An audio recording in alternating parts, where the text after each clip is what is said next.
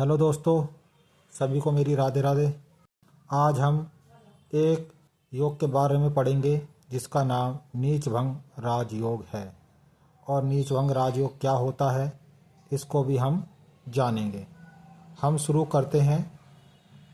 भंग भंग का अर्थ होता है समाप्त होना, और नीच भंग राजयोग का अर्थ होता है ग्रह का निश्चित समाप्त करने वाला योग। मैंने अपनी क्लास में यह बताया हुआ है कि कोई ग्रह इस राशि में जाकर नीच का हो जाता है, उसको भली भांति याद कर लेना चाहिए।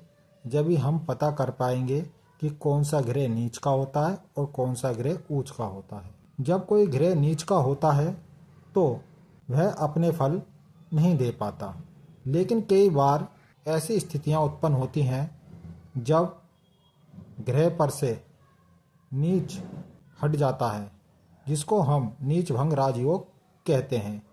चलो हम दोबारा से देखते हैं।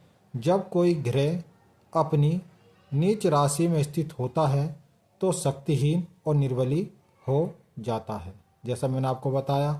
किंतु कई बार अन्य ग्रहों की स्थिति, युति, दृष्टि या परस्पर राशि परिवर्तन आदि के प्रभाव द्वारा नीच ग्रह की स्थिति सुधर जाती है।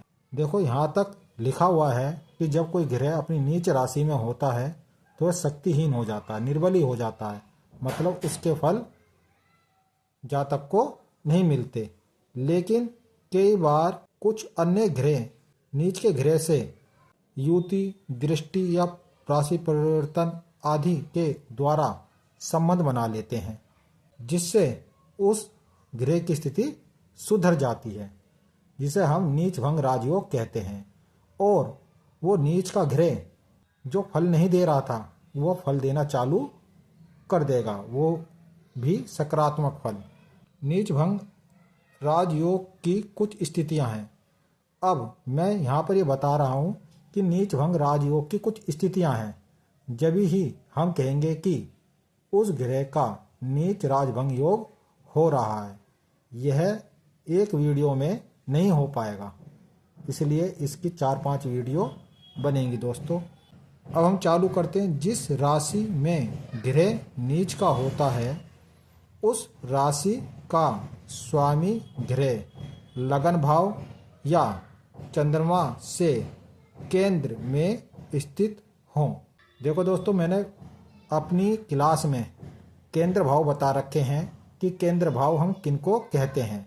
फिर भी मैं आपको बताता हूँ। 1, 4, 7, 10 की जो गिनती होती है उसको हम केंद्र भाव कहते हैं। देखते हैं दोस्तों, शुरू करते हैं। यहाँ पर मैंने कुंडली दी हुई है, कन्या लगन की कुंडली है।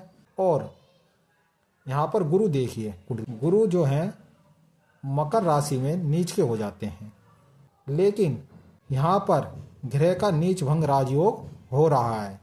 देखो मैंने क्या लिखा है। जिस राशि में ग्रह नीच का होता है उस राशि का स्वामी ग्रह लगन भाव या चंद्रमा से केंद्र में स्थित हो। अब देखो, गुरु कहाँ पर नीच के? मकर में। मकर का स्वामी शनि, शनि यहाँ पर बैठे हैं 10वें भाव में। अब लगन से देखो, केंद्र भाव में है, 10वें भाव में जाकर बैठे हैं। तो केंद्र भाव में अगर यहाँ बैठे होते, जब भी हम कहते कि नीच भंग राजयोग है, शनि यहाँ बैठे होते, जब भी हम कहते नीच भंग राजयोग है, शनि यहाँ पर बैठे होते, तो जब भी हम कहते नीच भंग राजयोग है। अब दूसरी स्थिति है चंद्रमा से केंद्र में। गुरु मकर राशि में नीच के होते हैं और मकर राशि की स्वामी ग्रह शनि होते हैं। शनि देखो 9वें भाव में बैठे हैं। अब चंद्रमा से गिनो, वो केंद्र भाव में तो नहीं है। अगर शनि यहाँ बैठे हैं तो जब नीच भंग राजयोग है। 1, 2, 3, 4। अगर शनि यहाँ बैठे होते जब भी नीच भंग राजयोग होता। 5, 6, 7 यहाँ बैठे होते जब भी नीच भंग राजयोग होता। 8, 9, 10 यहाँ बैठे हैं तो जब नीच भंग राजयोग होता।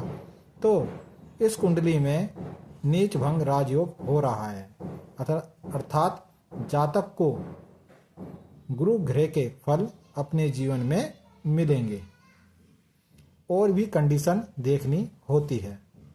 यहाँ पर हम नीच भंग राजयोग की कंडीशनों को पढ़ रहे हैं। मैंने यहाँ पर लिखा हुआ है, जैसे बृहस्पति गुरु मकर राशि में नीच का होता है तो मकर राशि का स्वामी शनि यदि लगन या चंद्रमा से केंद्र स्थान में हो तो नीच भंग राजयोग होता है।